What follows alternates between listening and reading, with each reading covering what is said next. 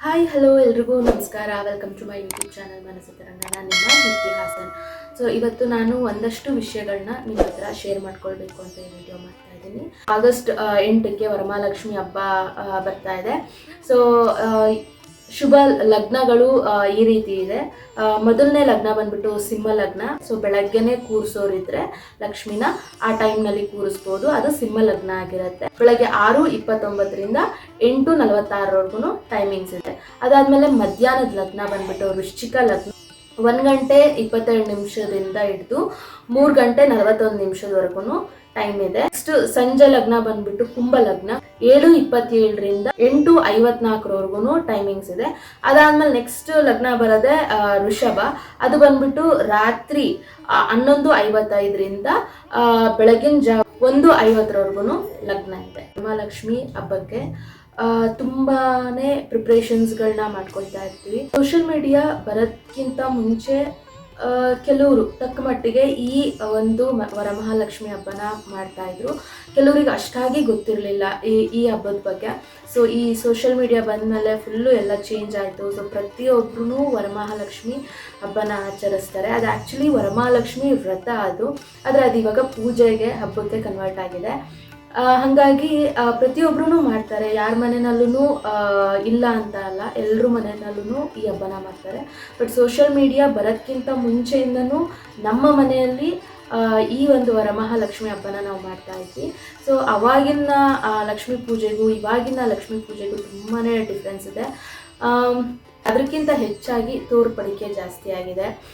So ನಮ್ಮ ಮನೇಲಿ ಈ ಥರ ಒಂದು ಚೆನ್ನಾಗಿ ಡೆಕೋರೇಷನ್ ಮಾಡಬೇಕು, ಹಾಗೆಯೇ ಲಕ್ಷ್ಮೀ ಮುಖವಾಡ ಏನಿದೆ ನಾವು ಬೆಳ್ಳಿನಲ್ಲಿ ತೊಗೊಳ್ಬೇಕು, ಆ ಥರ ಅಂತ ತುಂಬಾ ಚೇಂಜಸ್ ಆಗೋಗಿದೆ. ಬಟ್ ನಾನು ಮುಂಚಿಂದು ಅಂದರೆ ನಾನು ಯಾವಾಗ 2004ನಲ್ಲಿ ನಾನು ಯಾವಾಗಿನ್ನೂ ಸಣ್ಣವಳು, ಅವಾಗಲಿಂದನೂ ನಮ್ಮ ಮನೆಯಲ್ಲಿ ಈ ಹಬ್ಬನ ಆಚರಿಸ್ಕೊಂಡು ಬರ್ತಾ ಇದ್ವಿ. ಸೊ ಕೆಲವೊಂದನ್ನು ನಾನು ನಿಮ್ಮ ಹತ್ರ ಶೇರ್ ಮಾಡ್ಕೊಳ್ಳೋಕ್ಕೆ ಇಷ್ಟಪಡ್ತೀನಿ. ಏನಪ್ಪ ಅದು ಅಂತ ಅಂದರೆ, ಫಸ್ಟಿಗೆ ನಾವು ಒಂದು ಬಿಂದಿಗೆ ತಗೊಳ್ತೀವಿ. ಯಾವುದು ತಾಮ್ರದ ಬಿಂದಿಗೆನಲ್ಲಿ ಕೆಳಗಡೆ ಒಂದು, ಈಗ ಲಕ್ಷ್ಮಿನ ಮುಖವಾಡ ಕೂರ್ಸೋಕ್ಕಿಂತ ಮುಂಚೆ ಒಂದು ಬಿಂದಿಗೆನಲ್ಲಿ ಅಕ್ಕಿನ ಹಾಕ್ಕೊಳ್ತೀವಿ. ಆ ಅಕ್ಕಿ ಒಳಗಡೆ ಏನೇನೆಲ್ಲ ಹಾಕಬೇಕು ನಮಗೆ ಪಂಸಾರಿ ಅಂಗಡಿನಲ್ಲಿ ಸಿಗುತ್ತೆ. ಅದರಲ್ಲಿ ಈ ವರಮಹಾಲಕ್ಷ್ಮಿ ಹಬ್ಬಕ್ಕೆ ಅಂತಲೇ ವಿಶೇಷವಾಗಿ ಅವರು ಒಂದಷ್ಟು ವಸ್ತುಗಳನ್ನ ಕೊಡ್ತಾರೆ. ಅದರಲ್ಲಿ ನಮಗೆ ಖರ್ಜೂರ ಇರುತ್ತೆ, ಬಾದಾಮಿ, ಗೋಡಂಬಿ, ಹಾಗೆಯೇ ಒಂದು ಬಟ್ಲು ಅಡಿಕೆ, ಹಾಗೆಯೇ ಒಂದು ಲವಂಚದ ಬೇರು ಅಂತಲೂ ಇರುತ್ತೆ. ಅದು ಪ್ಯಾಕೆಟಲ್ಲಿ ನಮಗೆ ಸಿಗುತ್ತೆ. ಸೊ ಇದಿಷ್ಟು ನಾವು ಆ ಅಕ್ಕಿ ಒಳಗಡೆ ಹಾಕಬೇಕು. ಅಕ್ಕಿ ನೀವು ಯಾವುದಾದ್ರೂ ತೊಗೊಳ್ಳಿ, ನೀವು ನಿಮ್ಮ ಮನೆಯಲ್ಲಿ ಯೂಸ್ ಮಾಡುವಂಥ ಅಕ್ಕಿನ ತೊಗೊಳ್ಳಿ. ಆ ಬಿಂದಿಗೆ ಭರ್ತಿ ತುಂಬಿಸ್ಬೇಕು. ಆಮೇಲೆ ಈ ವಸ್ತುಗಳನ್ನ ಅದರೊಳಗಡೆ ಹಾಕಬೇಕು. ಫಸ್ಟು ಬಿಂದಿಗೆಗೆ ಅರ್ಧ ಅಕ್ಕಿನ ತುಂಬಿಸಿ, ಅದಾದಮೇಲೆ ಈ ವಸ್ತುಗಳನ್ನ ಅದರೊಳಗೆ ಹಾಕಿ, ಮತ್ತೆ ಅಕ್ಕಿನ ಅದ್ರ ಮೇಲೆ ಹಾಕ್ಬಿಟ್ಟು ಪೂರ್ತಿ ಬಿಂದಿಗೆ ಪೂರ್ತಿ ನಾವು ಅಕ್ಕಿನ ತುಂಬಿಸ್ಬೇಕು. ಅದಾದಮೇಲೆ ಅಕ್ಕಿ ಮೇಲ್ಗಡೆ ನಾವು ಕಳಶವನ್ನು ಇಡಬೇಕಾಗುತ್ತೆ. ಈ ಕಳಸದ ಚೊಂಬು ಏನಿರುತ್ತೆ ಅದಕ್ಕೆ ನಾವು ನೀರನ್ನ ಹಾಕ್ಕೊಳ್ಬೇಕು. ಸೊ ಪೂಜೆಗೆ ಅಂತಲೇ ಸಪ್ರೇಟಾಗಿ ತೆಗೆದಿಟ್ಕೊಂಡಿರುವಂಥ ನೀರನ್ನ ಯೂಸ್ ಮಾಡ್ಕೊಳ್ಬೇಕು. ಆ ನೀರಿನೊಳಗಡೆ ಏನು ಹಾಕಬೇಕು ಅಂದರೆ ಸ್ವಲ್ಪ ಅರಿಶಿನ ಕುಂಕುಮ, ಒಂದೊಂದು ಚಿಟಿಕೆ ಅರಿಶಿನ ಕುಂಕುಮ, ಹಾಗೆ ಹೂವು, ಅಡಿಕೆ, ಅದಾದಮೇಲೆ ಒಂದು ರೂಪಾಯಿ ಕಾಯಿನ್. ಆ ಕಾಯಿನ್ನ ಫಸ್ಟು ನಾವು ಸಂಕಲ್ಪ ಮಾಡ್ಕೊಳ್ಬೇಕು. ಸಂಕಲ್ಪ ನಿಮಗೆ ಯಾವುದು ಆಗಬೇಕು, ನಿಮಗೆ ಇವಾಗ ಕೆಲವರಿಗೆ ಮದುವೆಯಲ್ಲಿ ವಿಳಂಬ ಆಗಿರುತ್ತೆ, ಮಗು ಸಂತಾನ ಪ್ರಾಪ್ತಿಗೆ, ಅಥವಾ ಮಕ್ಕಳು ವಿದ್ಯಾಭ್ಯಾಸಕ್ಕೆ, ಅಥವಾ ಹಣದ ಅವಶ್ಯಕತೆ ಇರುತ್ತೆ. ಈ ಥರ ಪ್ರತಿಯೊಂದು ಏನು ಸಮಸ್ಯೆ ಇರುತ್ತೆ. ಸೊ ಅವರು ಒಂದಿನ ಎಡಗೈಯಲ್ಲಿ 1 ರೂಪಾಯಿ ಕಾಯಿನ್ ಇಟ್ಟು ಬಲಗೈಯಲ್ಲಿ ಮುಚ್ಚಿ ಸಂಕಲ್ಪ ಮಾಡಿಕೊಂಡು ಅದನ್ನು ಅದರೊಳಗೆ ಹಾಕ್ಬಿಟ್ಟು, ಅದಾದಮೇಲೆ ಅದು ಎಲೆ ಎಲ್ಲ ಇಟ್ಟು ತೆಂಗಿನಕಾಯಿ ಇಟ್ಟು ಆ ತೆಂಗಿನಕಾಯಿಗೆ ಮುಖವಾಡನ ಕಟ್ಟಬೇಕು. ಯಾವುದೇ ಕಾರಣಕ್ಕೂ ಕಳಸದ ಚೊಂಬಿಗೆ ಏನಿರುತ್ತೆ ಅದಕ್ಕೆ ಯಾವುದಾದ್ರೂ ಕೋಲಾಗಲಿ ಗಂಟಾಗಲಿ ಏನೂ ಹಾಕಕ್ಕೆ ಹೋಗ್ಬೇಡಿ. ಅಕ್ಕಿದು ತಾಮ್ರದ ಬಿಂದಿಗೆ ಏನಿರುತ್ತೆ ಅದಕ್ಕೆ ಮಾತ್ರ ಸೀರೆಯನ್ನು ಉಡಿಸಿ, ಇನ್ನು ಆ ಚೊಂಬಿಗೆ ನಿಮ್ಮದು ಆ ಸೀರೆದೆ ಬ್ಲೌಸ್ ಪೀಸ್ ಏನಿರುತ್ತೆ ಅದನ್ನು ಸುತ್ತಿದ್ರೂ ಆಗುತ್ತೆ. ಸೊ ಇದಿಷ್ಟು ಓಕೆ. ನೆಕ್ಸ್ಟ್ ತಪ್ಪೇನು ಅಂದರೆ, ಇವಾಗ ಕೆಲವರಿಗೆ ಯಾರೋ ಅರ್ಶಿನ ಕುಂಕುಮದ ರೀತಿಯಾಗಿ ಒಂದು ಸೀರೆನೋ ಏನಾದರೂ ಕೊಟ್ಟಿರ್ತಾರೆ ಅಥವಾ ಬ್ಲೌಸ್ ಪೀಸ್ ಏನಾದರೂ ಕೊಟ್ಟಿರ್ತಾರೆ. ಸೊ ಅದನ್ನು ಈ ಪೂಜೆಗೆ ಬಳಸ್ಕೊಳ್ಬೇಡಿ. ದಯಮಾಡಿ ಆ ತಪ್ಪಂತೂ ಮಾಡೋಕ್ಕೆ ಹೋಗ್ಬೇಡಿ. ಅದು ನಿಮಗೆ ಅಂತ ಕೊಟ್ಟಿರೋದು, ಅದನ್ನು ಯಾವುದೇ ಕಾರಣಕ್ಕೂ ಯೂಸ್ ಮಾಡ್ಕೊಳ್ಬೇಡಿ. ಸಪ್ರೇಟಾಗಿ ದೇವರಿಗೆ ಅಂತಲೇ ಬ್ಲೌಸ್ ಪೀಸ್ನ ತೊಗೊಂಡು ಬನ್ನಿ, ದೇವರಿಗೆ ಅಂತಲೇ ಸೀರೆನ ತೊಗೊಂಡು ಬಂದು ಅದೇ ಸೀರೆನ ಉಡಿಸ್ಬೇಕು. ನಿಮಗೆ ಅಂತ ಕೊಟ್ಟಿರೋದನ್ನು ದೇವರಿಗೆ ಹಾಕಕ್ಕೆ ಹೋಗ್ಬೇಡಿ. ಆ ತಪ್ಪನ್ನು ಮಾಡಬೇಡಿ. ನಿಮ್ಮದೇ ಸಪ್ರೇಟ್, ದೇವ್ರದೇ ಸಪ್ರೇಟು. ನೆಕ್ಸ್ಟ್ 3ನೇ ತಪ್ಪೇನು ಅಂತ ಅಂದರೆ, ಯಾವುದೇ ಕಾರಣಕ್ಕೂ ನಿಮ್ಮ ಒಂದು ಒಡವೆ ಅಂದರೆ ನಿಮ್ಮ ಮೈ ಮೇಲೆ ಹಾಕ್ಕೊಂಡಿರ್ತೀರಲ್ಲ ಅಂಥ ಒಡವೆಗಳನ್ನ ದೇವರಿಗೆ ಹಾಕಕ್ಕೆ ಹೋಗ್ಬೇಡಿ. ದೇವರಿಗೆ ಸಪ್ರೇಟು ಒಡವೆನ ಎತ್ತಿಟ್ಬಿಡಿ. ವರ್ಷ ಅದನ್ನೇ ಹಾಕಿ ನೀವು ಯೂಸ್ ಮಾಡಿರೋ ಅಂಥದ್ದನ್ನು ಹಾಕಲಿಕ್ಕೆ ಹೋಗಬೇಡಿ. ಸೊ ನಿಮ್ಮದೇ ಸಪ್ರೇಟು, ದೇವರಿಗೆ ಅಂತಲೇ ಸಪ್ರೇಟು, ಆಯಿತಾ? ಅದಾದಮೇಲೆ ನೆಕ್ಸ್ಟು ದುಡ್ಡು ಆಗಲಿ ಅಥವಾ ಕಾಯಿನ್ಗಳಾಗಲಿ ದೇವ್ರ ಮುಂದೆ ಇಡೋಕ್ಕೆ ಹೋಗ್ಬಿಡಿ. ಯಾಕೆಂದರೆ ಆ ದುಡ್ಡು, ಆ ಸೌಭಾಗ್ಯನ ಕೊಟ್ಟಿರೋದೇ ದೇವರು, ಮತ್ತು ದೇವರಿಗೆ ಏನು ನೀವು ಇಡೋ ಅಂಥದ್ದು. ಸೊ ಆ ತಪ್ಪನ್ನು ಮಾಡಬೇಡಿ. ಮತ್ತು ತಪ್ಪು ಅನ್ನೋದಕ್ಕಿಂತ ಏನಾಗುತ್ತೆ ಅಂದರೆ, ನೀವು ಅದನ್ನೆಲ್ಲ ಇಟ್ಟಿರ್ತೀರ, ನಿಮಗೇನು ಚೆನ್ನಾಗಿ ಮಾಡಬೇಕು, ಚೆನ್ನಾಗಿ ಕಾಣಬೇಕು ಅನ್ನೋದು ಒಂದಿರುತ್ತೆ.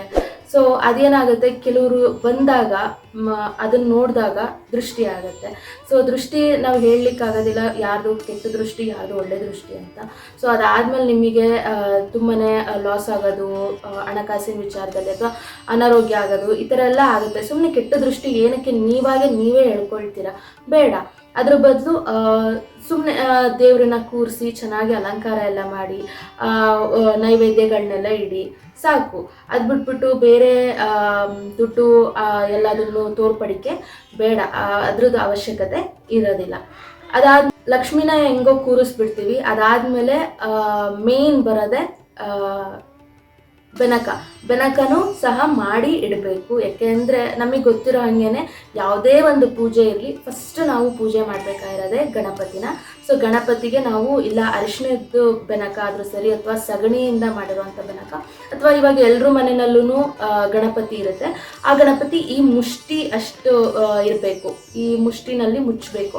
ಅಷ್ಟು ಸಣ್ಣ ಗಣಪತಿನ ಇಟ್ಟು ಫಸ್ಟ್ ಗಣಪತಿಗೆ ಆರಾಧನೆ ಮಾಡಿ, ಗಣಪತಿನ ಪೂಜೆ ಮಾಡಿ, ಅದಾದಮೇಲೆ ಲಕ್ಷ್ಮಿಯನ್ನು ಪೂಜೆ ಮಾಡಬೇಕು. ನೆಕ್ಸ್ಟ್ ಬಂದಿದ್ದು ಪೂಜೆ. ಇವಾಗ ವರಮಹಾಲಕ್ಷ್ಮಿ ಅಂದ ತಕ್ಷಣ ಬರೀ ಲಕ್ಷ್ಮಿಗೆ ಮಾತ್ರ ಪೂಜೆ ಅಲ್ಲ. ಲಕ್ಷ್ಮಿ ಇಲ್ದಲೆ ನಾರಾಯಣ ಇಲ್ಲ, ನಾರಾಯಣ ಇಲ್ದಲೆ ಲಕ್ಷ್ಮಿ ಇಲ್ಲ. ಸೊ ನಾವು ಲಕ್ಷ್ಮೀ ನಾರಾಯಣ ಇಬ್ಬರನ್ನೂ ಪೂಜೆ ಮಾಡಬೇಕು. ಹಾಗಾಗಿ ಆ ಒಂದು ತಪ್ಪನ್ನ ಮಾಡಬೇಡಿ. ಬರೀ ಲಕ್ಷ್ಮೀ ಸ್ತೋತ್ರಗಳು, ಲಕ್ಷ್ಮಿಗೆ ಮಾತ್ರ ಇದು ಆ ಥರ ಮಾಡಬೇಡಿ. ನಾರಾಯಣನನ್ನು ನಾವು ನೆನೆಸ್ಕೊಳ್ಬೇಕು. ಹಾಗಾಗಿ ಅದನ್ನ ಒಂದು ತಪ್ಪನ್ನ ಮಾಡಕ್ಕೆ ಹೋಗಬೇಡಿ. ಅದಾದಮೇಲೆ ಈಗ ಪೂಜೆ ಎಲ್ಲ ಆಯಿತು, ಸಂಜೆ ಹೊತ್ತು ಲಕ್ಷ್ಮಿಗೆ ದೃಷ್ಟಿ ತೆಗೆಯೋದಂತೂ ಮರಿಬೇಡಿ.